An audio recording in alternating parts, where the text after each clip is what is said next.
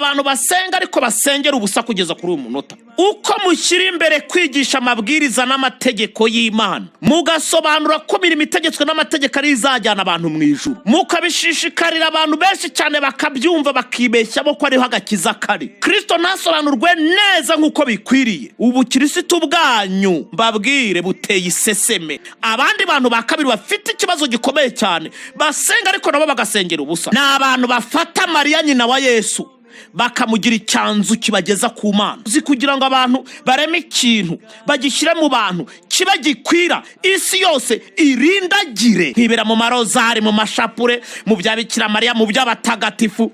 Yesu mwashyize ku ruhande, mwitabaje Mariya. Abandi ba gatatu bafite ikibazo gikomeye, ni igihiriri kinini kirirwa kibyina, reka sinakubwira, gikora ibitangaza, kivuga mu ndimi zitazwi, gisakuza cyane, kibera mu munyenga ngo Yesu yarangije byose, ngo ibintu by'amategeko ntutubwire, twebwe n'ubuntu gusa. Dini, kuba umunyedini, twe ngo tusanzwe turi abayobozi muri Zion Temple, ngo turi abayobozi bo kwamasasu. Uri wo kwamasasu nturi uw'Imana, uri wo kwa Gitwaza nturi uw'Imana, ariko wakagombye kuba uw'Imana kuruta kuba uw'idini. Nguru umudventiste munsi wa karindwi, ku mudventiste bivuze iki? Nguru umugaturika, kuba umugaturika bivuze iki? Nguru umadepere bisobanura iki? Nguru umuzayoni, nguru wo muri restoration. Aka kajagari wagaca wa mu burenganzira, nafata caterpillar ngahera kuri dini ryose nkarisenya, nkatera pasiparumu n'ibiti, amadini yose agasibangana, asigaye maze nkabubakira amasare.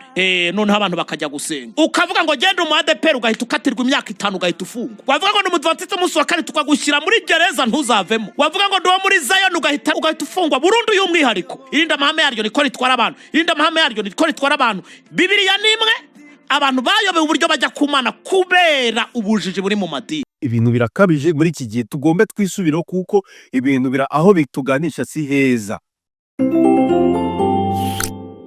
Yes my people, nizere ko meze fresh, nizere ko meze neza aho muri hose, nizere ko mwaramutse amahoro muri rusange. Ndatangira mbasuza abari mu gihugu cyacu cy'u Rwanda, by'umwihariko bari mu ntara uko ari enye ndetse no mu gihe Kigali, ariko sinagenda gutyo ntahise mvuga n'intara ya gatandatu diaspora. Nizere ko namwe mumeze fresh, mugoroba wanyu uri kubagendekira neza, bari ku masaha y'umugoroba ndetse n'abari ku masaha y'igitondo. Nizere ko mwese mukomeje kumererwa fresh sana kabisa. Ngewe ndaho ndashima Imana, burya ngewe nkunda kubivuga buri gihe, buri teka ndabifuriza kugira gute, ndabifuriza kugira ubuzima buzima kuruta ibindi byose. Burya ibindi bikaza ari ibya kabiri, ushaka amafaranga se cyangwa se iki byari byose, ariko biza ku mwanya wa kabiri. Buryo ubuzima bwiza nibwo bugira bute, nibwo budutuma n'ibyo bintu byose tubibona. Nanjye nicyo mbifuriza kuruta ibindi, mugira ubuzima bwiza cyangwa se ubuzima buzima, ibindi byose ariko nabyo sinabura kubibifuriza, nabyo ushobora kuza ari nk'ibya kabiri. Nizere ko rero mumeze neza, n'abatameze neza nizere ko muri buze kumera fresh, nizere ko muri buze kumera neza cyane. Abarwaye ntango muhora murwaye, muzakira. Ntango igihe bihe bibi bibaho gusa, ahubwo haza n'ibihe byiza. Ntango ibihe bibi ariyo karande cyangwa se ari byo Imana yatugeneye gusa. Ibihe bibi biraza, hakaza n'ibihe byiza. Mwihangane rero aho mwamuri hose. Uyu munsi rero naje kugira ngo tugire tuganire, cyangwa se hano kuri Gospel 250 mumaze kumenyera hano, waba ufunguye ikiganiro bwo bwa mbere, byaba byiza ugakora subscribe kugira ngo tujye tubana umunsi ku munsi. Ngewe mukurikira hano ni Valeur, nkuko maze kumenyera kuri Gospel 250. Kora subscribe, ukore like, ukore share, nibura basi kubiteho na commentaire kugira ngo nyereke ko turi kumwe. Ikiganiro wagikurikiye gatanu kandi kugira ngo tujye tubana umunsi ku munsi, menye yuko ari abantu bari gukurikira ibintu ndi gukora nibyo koko, ariko bakagira na commentaire runaka batanga kugira ngo tubane gatanu kandi. Uyu munsi murabizi cyangwa se murabizi mu minsi yacu cyangwa se ibiganiro byacu dukunda gukora, by'umwihariko twibanda cyane ku makuru yo muri gospel, cyangwa se tukavuga ku bivugwa nibyo koko, ariko tukabana kugira ngo tugire dute duhugurane, tugire ibintu byinshi cyane tuganiraho, by'umwihariko ku bijyanye n'ijambo ry'Imana, cyangwa se uko abantu bari kurikoresha mu buryo bumwe cyangwa ubundi arabikoresha mu buryo butari bwiza bwo kugira ngo bagire ibyo bigwizaho, ari kugira ngo by'abantu. Nibyo koko turi hano kugira ngo tugire ibyo tuganira, cyangwa se ufite ijambo ry'Imana nabyo nibyo koko twaranabahaye nimero zacu kugira ngo nibura basi ziri muri description, ushobora kutwandikira ufite nk'ijambo ry'Imana ukaba watuganiriza, cyangwa ukaduhamya runaka kugira ngo tubashe kutugendane gatanu kandi, kuko tumaze kubona ko dufite abantu benshi badukurikirana. Nibura basi waza kugira ngo nawe ubashe kugira gute, ubashe gutera ikirenge, cyangwa se ubashe kugira nawe ibyo uganiriza abanyarwanda babashe kugukurikira gatanu kandi. Mbere ko dutangira ndagira ngo mbaze mpureyinga amajwi tuze kujyana gatanu ku kandi nyuma y'aya majwi. Abantu ba mbere rero basenga ariko basengera ubusa mu bumve neza. Wenda navuga imitwe ine cyangwa se 5. Abantu basenga ariko basengera ubusa kugeza kuri uyu munota. Uko mushyira imbere kwigisha amabwiriza n'amategeko y'Imana, mugasobanura ko imirimo itegetswe n'amategeko ari izajyana abantu mu ijuru, mukabishishikarira abantu benshi cyane bakabyumva bakibeshyamo ko ariho agakiza kari. Kristo ntasobanurwe neza nk'uko bikwiriye. Ubukirisitu bwanyu mbabwire buteye isesemi. Byahishuriwe hano igice cya 3 umurongo wa 14 kugeza kuri 20 avuga ibya Laodikiya. Abandi bantu ba kabiri bafite ikibazo gikomeye cyane basenga ariko nabo bagasengera ubusa, ni abantu bafata Mariya nyina wa Yesu bakamugira icyanzu kibageza ku Mana, uzi kugira ngo abantu bareme ikintu bagishyire mu bantu kiba gikwira isi yose irindagire. Njya nkunda kujya mu misa ngahagarara ku muryango wa kiliziya nkitegereza abantu bavuye gusenga, ugasanga mu bantu 800 basohotse umwe wenyine niwe ufite Bibiliya. Ngaya madini turimo uko ateye, nkibera mu marozari, mu mashapure, mu bya Bikira Mariya, mu by'abatagatifu. Yesu mwashyize ku ruhande mwitabaje Mariya. Abandi ba gatatu bafite ikibazo gikomeye ni igihiriri kinini kirirwa kibyina, reka sinakubwira, gikora ibitangaza, kivuga mu ndimi zitazwi, gisakuza cyane, kibera mu munyenga ngo Yesu yarangije byose, ngo iby'ibintu by'amategeko ntutubwire, twebwe n'ubuntu gusa. Dini, kuba umunyedini, kuba umunyedini muzi icyo ari cyo. Nzaba wa Yesu sinzaba umunyedini. Ibyo bikemezwa rubanda, abaturage bose bakabishyigikira, inzego z'idini zikabisinyira, abategetsi bakabishyiraho umukono, inzego za gisirikare zikabishyigikira, agashorerwa akavanwamo imyenda. Ndagiye ariko nzagaruka. Nutitonda uzavuza induru ku gasozi, nutitonda uzavanamo imyenda inguti uzishyire ku gahanga, nutitonda amapataro uzayata wirukanka uvuza induru. Twengo tusanzwe turi abayobozi muri Zion Temple, ngo turi abayobozi bo kwamasasu, baratangira barasobanura sinzi aho bare bahuriye. Witeka ntumayo ngo genda ubigisha ubasobanura ubuhemu bakoreye Imana. Uruwo kwa masasu nturu w'Imana, uruwo kwa gitwaza nturu w'Imana, ariko wakagombye kuba w'Imana kuruta kuba w'idini. Haravuga ngo wigisha utya ngo ukavuga gutya cyane. Nize n'iby'abantu, nize psychology, nize pedagogy. Ntuzashake kugira ngo nitware kimwe n'umuntu tutaremye kimwe, ntibibaho. Ntuzashake kunyobora ngo mukiboneza mvugo ngo witwara gutya na gutya na gutya, ntabwo nize seminari. Ikindi kandi ntabwo nzatwara iby'Imana nk'abapadiri baragenda bakabatoza ugasanga imvugo yabo yaragoramye. Uraratangura umudventiste munsi wa 7, ku mudventiste bivuze iki? Nguru umugaturika, ku umugaturika bivuze iki? Nguru ADEPER bisobanura iki? Nguru umuzayoni, nguru wo muri restoration. Aka kajagaru wagaca wa mu burenganzira, nafata caterpillar ngahera kuri dini ryose nkarisenya, nkatera pasiparumu n'ibiti, amadini yose agasibangana, asigaye maze nkabubakira amasare. None abantu bakajya gusenga, ukavuga ngo genda mu ADEPER ugahita ukatirwa imyaka 5 ugahita ufungwa. Wavuga ngo n'umudventiste munsi wa 4 tukagushyira muri gereza ntuzavemo. Wavuga ngo ndo muri Zion ugahita ufungwa burundu y'umwihariko. Irinda mahame yaryo niko ritwara abantu, irinda mahame yaryo niko ritwara abantu. Bibiliya nimwe, abantu bayobewe uburyo bajya kumana kubera ubujiji buri mu madini. Ngibyo byo dusanga mu butumwa bwiza, ni pica y'ubugome bw'umuntu, ni pica y'ubugiraneza bw'Imana. Abo bantu babiri, iyo Mana n'umuntu, nibo bagomba guhura bakiyunga. Ngubwo ubutumwa Yesu yatumye abantu bagomba kubwiriza mu isi. Ajya kwerekana Nebukadinezari byo guherekana kw'ingoma n'uburyo azaza, yamweretse ari ibuye. Yesu rero ni ibuye, kandi Yesu ni n'igiti, kuko yigeze abwira abayuda ngo niba bagize bariki giti kibisi ku gicyumyeho bizacura iki. Yesu ni igishyitsi, kuko ni igishyitsi cya Dawidi. Yesu ni intare, kuko ari intare yo mu muryango wa Yuda. Yesu ni umutsima muri Yohana igice cya 6. Yesu ni ijambo muri Yohana igice cya 1. Yesu ni izuba muri Maraki, kuko ari we zuba ryo gukiranuka. Yesu ni inyenyeri mu Byahishuriwe igice cya 22 ku ngo ni inyenyeri yo mu ruturuturu. Yesu ni umugaragu mu Befeso niko havuga, akaba umwami mu byakozwe n'intumwa, akaba usuzuguritse Yesaya 53, akaba ukomeye Yesaya igice cya 9, akaba umuntu muri Matayo, akaba Imana muri Yohana, akaba marayika muri Yosuwa, akaba umukwe mu Byahishuriwe. Yesu ni umunyembabazi, hahandi ugasanga haramugaragaza nk'umugome. Yesu yari afite ubwanwa nk'ubw'abagabo, akambara ikanzu nk'iy'abagore. Yesu hamwe yemera ko ari intumwa, ahandi akabihakana, akavuga ko ari intumwa, agahakana ko atari Imana. Ahandi akavuga ko ari Imana, akavuga ko atari intumwa. Akaba umwana w'Imana, ahandi akaba Uwiteka. Ambabwire rero. Nizere ko mwabikurikiye cyane, ariko uyu mugabo avuze amagambo akomeye cyane dukwiye kureba natwe tukabona ko ibintu turimo atari byo. abarokore b'iki gihe cyangwa se twabaye abahezanguni cyane, twirebera mu ishusho cyane y'itorero tubarizwamo gusumbya uko twumva Imana kuruta uko tuba ab'Imana. Twabaye ab'itorero gusa. Twabaye ab'itorero twebwe, ntabwo twebwe turi ab'Imana. Ishusho yacu yabaye iy'itorero. Mbarizwa muri Zion Temple, mbarizwa muri ADEPER, mbarizwa hehe? Numva itorero ariyo priority. Avuze byinshi pe, ariko iki kintu impamvu mba ndateguye iki kiganiro nuko mbona ko cyamaze kuba ikintu cyo ku rwego rwo hejuru. Twabaye abanyetorero gusumbya kuba ab'Imana.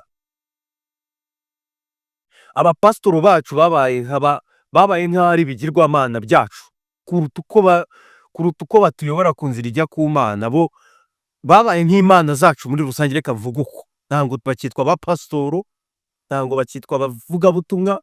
Twagiye tubatazira ayandi mazina meza yo kugira ngo tubereke yuko nibyo koko, tubereke ngo ni icyubahiro no kubaha respect. Ariko mu by'ukuri turimo turagira dute? Ntabwo twebwe turimo turakorera Imana, turimo turakorera kugira batubone. Turakora kugira ngo tugaragare neza mu maso yabo, tugaragare mu maso neza y'aba dadi. Turimo turigaragaza, ntabwo umurimo w'Imana ntabwo tukiwurimo. Ati ngende umwadeperi, ati ubwo abariya babarizwa muri aya matorero ati twibagiye ko twese turi bene mugabo umwe. Twibagiye ko twese turi iki? Bene mugabo umwe, kuko twese aho twakomonse ni hamwe, ni Imana twese yaturemye, ariko tureba igitsure, tukareba ni igitsure bitewe n'itorero tubarizwamo. Nabyumvisha, turi kureba ni igitsure bitewe n'iki? Bitewe n'itorero tugira dute tubarizwamo. Ati no mu itorero hanana, ntango ni ukuvuga ngo pasitoro cyangwa se abavuga butumwa amatorero tubarizwamo, hari ukundi kuntu kundi tubawubaha. Nibyo kubaha ni byiza, ariko hari ukubaha bise nk'ibirenze igipimo, tukamera nk'aho ameze nk'aho ari nk'Imana yawe, kuruta uko ya Mana tujyayo tugiye gushaka tukaba twayisumbisha cyangwa se twayisumbisha uwo dadi n'uwo mami. Mwumve iki kintu neza. Uyu mugabo akoresheje amagambo akomeye, uyu muhanuzi akoresheje amagambo akomeye akakaye, ariko ya nyayo koko. Akoresheje amagambo ya nyayo. Ntabwo tugomba kujenjeka, ntabwo tugomba kujenjekera ibi bintu. Turagana hehe? Ntabwo tugisenga Imana, ntabwo tucyumva ko tugiye gusenga Imana. Turimo turasenga kugira ngo batubone turimo turasenga kugira ngo badukunde. Turimo turigaragaza mu bikorwa bimwe na bimwe. Narabibabwiye mu kiganiro nakoze ubushize. Bamwe baratanga icya 10 n'amaturo, sibyo? Bamwe bakaba batanga bagatanga ibintu bimwe na bimwe cyangwa ibyo batunze bakabihereza abakozi b'Imana cyangwa se mu nsengero, aho babitanga kugira ngo babone abantu babone ko ari abantu babo. Umuturanyi wawe akaburara hariya, muturanyi wawe gutyo ukunguku, muzimyamuriro nk'uko Abanyarwanda akunda kubita, akaburara, ubizi?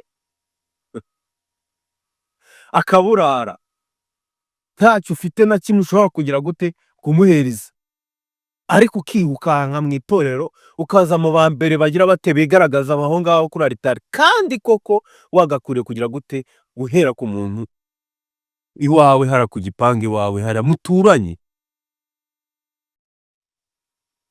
Abarokore dufite ikintu kituriho kitari cyiza tugomba guhindura, kindi cyo kumva ko turi kugenda mu bintu bya digitali cyane gusumbya. Abarokore turatwara amabibiriya mu matelefoni, abarokore turatwara mu biki, ibintu byose. Ntabwo igitabo cy'indirimbo ni muri telefoni. Ni kwa kundi uba ufata telefoni ukarimo ureba ngo urimo urareba igitabo cy'indirimbo, ukabona notification iraje ya WhatsApp cyangwa se social media zindi, Instagram cyangwa izi, bitewe n'iyo waba ukoresha message ikahita kudeviya byose umanka ubivuyemo ugatangira gutekereza ibindi. abarokore dufite icyo kibazo, turimo turagendana n'isi y'ibigezweho cyane, tukaba twakoreramo iki, twakora ibyo tugakwiye kuba dukora. Ndafungura telefone nibyo koko, nibyo binyoroheye, ariko mu by'ukuri notification yaza abandi byagasitati hariya kuri ntuza kuri WhatsApp, ugasanga mu rusengero twese tumeze gutya, turimo turanyereza mu matelefoni, turimo turanyereza. Ni ibintu bimwe tugomba kugira gute guhindura. Icyambere mu byo tugomba guhindura, tugomba kwikuramo ikintu cy'ubwibone muri twebwe, cyo gushaka kugaragara neza, tukikuramo kugaragara neza mu itorero. Ubwo ndi kuvugana bisobanuye, ni kwa kundi ukora ikintu kugira ngo abantu bose bakubona ni umurokore nibyo koko, ariko twarenga itorero tukaba abandi, tukaba ibirura, tukaba abagome, tukaba makaritsiye iwacu baratuza, aho dutaba baratuza, ntituri inyangamugayo, ntituri iki, ariko twagera mu itorero tukaba abantu badasanzwe. Hari ikindi cyo kugendera muri digitali cyane, tugafata amatelefone, ama iPad, tugashyiramo Bibiliya, ibitabo by'indirimbo, tukagerageza Bibiliya yacu tukananirwa kuyitwara, Bibiliya cyangwa igitabo cy'indirimbo kuyigendana ukumva ari nk'igisebo tu. Ni igisebo kuba nafata Bible nkayigendana cyangwa igitabo cy'indirimbo. Uburokore bwacu buragana ariko turi mu bihe bya nyuma. Uburokore bwacu buragana hehe, twitekerezeho. Iki kiganiro mba gikoze nkazana uyu muhanuzi kugira ngo ibyo avuga nibura basi namwe mubashe kugira gute kubyumva, mumenye amatorero turimo ayo ariyo, two kugendera cyane ku itorero. Narabyumvishe mu bihe byatambutse, nkumva bamwe ngo hari ibintu batakora, ubwo pastor atagize atabihesheje umugisha, atagize kandi ubona ko ari ibintu bishobora kukugirira inyungu mu buzima bwawe. Nibyo koko pastor yagusenyera nibyo, ariko hari ibintu bimwe adashobora kurengaho ngo abe yagufatira umwanzuro ku bigendanye n'umuryango wawe. Abantu bamwe ati pastor mu muryango ufite umugore, ufite umugabo, ariko muri ya myanzuro mufata yanyu n'umugabo n'umugore, nibyo koko nkabona abajyanama, ariko hari imyanzuro imwe n'imwe itagakwiye kuzamo uwo muntu ngo ni pastor cyangwa ni bishop cyangwa umushumba wayo. Ingo nyinshi zirasenyuka muri no minsi bitewe na pastor na cyangwa na bishop cyangwa se n'umuvugabutumwa. Ingo zirasenyuka umunsi ku munsi. Abadamu bamwe umwanya munini barawumara cyane imbere kwabo. Ibintu birakabije muri iki gihe, tugombe twisubiraho kuko ibintu aho bituganisha si heza. Twisubanukirwe, tumenye Imana dukorera iyo ariyo, tureke gusenga Imana muntu, dusenga Imana yacu. Twaje tuje gusenga Imana yacu, ntabwo twaje tuje gusenga Imana muntu. Pastor babaye abandi izina ryabo rimaze mumbabarire gukoresha amagambo nk'aya akomeye, ariko nibyo koko tuba tugomba kubwizanya ukuri. Amazina yabo yabaye manini cyane ku buryo bashobora kugira gute, ashobora gufata umwanzuro cyane ku buzima bwawe, mu bigufitiye inyungu wowe ubwawe, wowe akagira bimwe akubuza kandi bishobora kukugira we n'inyungu cyangwa se iki mu buzima bwawe biri personal. Si ubujyanama ahubwo ni nk'itegeko. Birakomeye rero, nitwubeho twisenyera, dusenga Imana gusumbya uko dusenga abana b'abantu. Abapasitoro basigaye bafite amazina atandukanye twagiye tubaremera, twagiye tubahereza, tubasingiza mu buryo bumwe cyangwa ubundi, kuruta uko dusenga Imana turaseka abapasitoro. Birababaje cyane. Iki kiganiro rero niyo mpamvu nagikoze kugira ngo tubashe tugendane gatanu ku kandi ku bigendanye n'iki n'ibiri kuvugwa cyangwa se ku bapasitoro cyangwa se ku bakozi b'Imana, tugapurenga amajwi y'umuhanuzi kugira ngo tubashe kugendana gatanu ku kandi. Ariko murumva ko ibyo yavuze nabyo nibyo. Abarokore turimo turakunda, ntabwo dukundana bitewe n'amatorero tubarizwamo. Si ngomba kugukunda ngo kuko uri mu ADEPER, si ngomba kugukunda ngo kuko uri muri Restoration Church, si ngomba kugukunda ngo kuko uri muri Assemblies of God. bana turimo tukundana ngo kuko turi abantu dusengera ahantu hamwe, sigomba kugukunda kuko uri umuyisilamu, ariko twese twaremwe n'Imana. Nimwibagize icyo kintu, twese twaremwe n'Imana gusumbya ibyo bindi byose. Murakoze cyane rero, yari Valeur hano kuri Gospel 250, kora subscribe cyangwa se tujye tubana umunsi ku munsi, gatanu ku kane. Ni Valeur hano, tubane umunsi ukurikira ikiganiro. Nizere ko mwaryohewe kandi commentaire zanyu ngiye kuzibona mu minsi mike, cyangwa se nkabona abo ntagira kwakira kugira ngo tujye tubana baduha ubuhamya cyangwa se ibyo Imana yabakoreye. Murakoze.